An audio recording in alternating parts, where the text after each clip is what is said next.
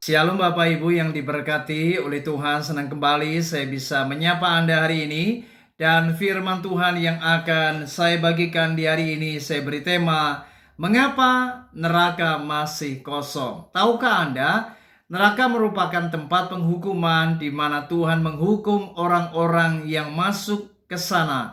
Mereka adalah orang-orang yang tidak percaya kepada Kristus, dan mereka akan dihukum selama-lamanya, termasuk iblis dan antek-anteknya.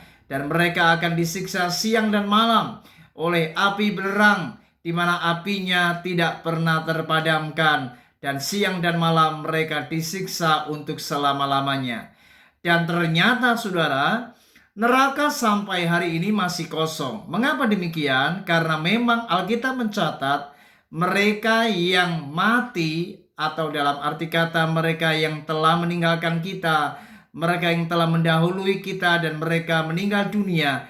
Alkitab mencatat orang-orang yang mati yang bukan di dalam Kristus, mereka akan berada di sebuah tempat yang bernama alam maut, yaitu dalam bahasa aslinya adalah Hades.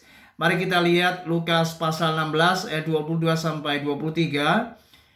Kemudian matilah orang miskin itu lalu dibawa oleh malaikat-malaikat ke pangkuan Abraham. Orang kaya itu juga mati lalu dikubur, dan sementara ia menderita sengsara di alam maut, ia memandang ke atas dan dari jauh dilihatnya Abraham dan Lazarus duduk di pangkuannya.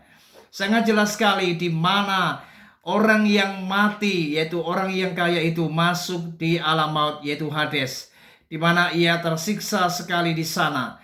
Namun saudara, tahukah Anda, sementara ini neraka masih kosong. Mengapa? Karena neraka memang belum terisi. Dan neraka akan terisi penuh oleh orang-orang yang kelak akan dihukum Tuhan, termasuk iblis dan antek-anteknya. Dan mereka akan dihukum selama-lamanya, disiksa siang dan malam. Itu terjadi ketika nanti setelah kerajaan 1000 tahun, di mana ada tahta putih besar dan mereka akan dihakimi oleh Tuhan. Baru setelah itu mereka akan dilemparkan Tuhan ke neraka, yang dalam bahasa aslinya adalah Gehenna. Mari kita lihat Wahyu pasal 20.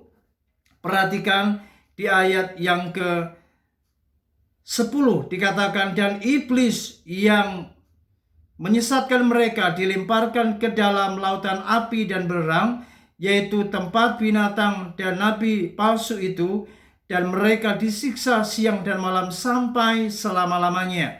Kemudian ayat yang ke-15 dikatakan, dan setiap orang yang tidak ditemukan namanya tertulis di dalam kitab kehidupan itu, ia dilemparkan ke dalam lautan api itu.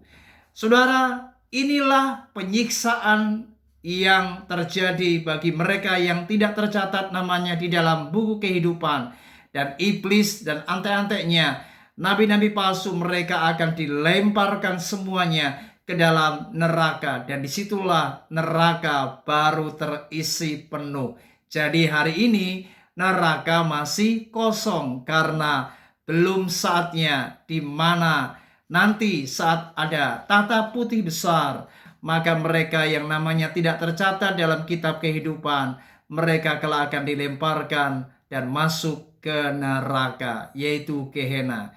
Kiranya renungan ini memberikan kita wawasan bahwa neraka itu nyata, neraka itu ada. Oleh sebab itu mari hiduplah dalam takut akan Tuhan, dan mari percayalah kepada Yesus sebagai Tuhan dan Juru Selamat. Tuhan Yesus memberkati.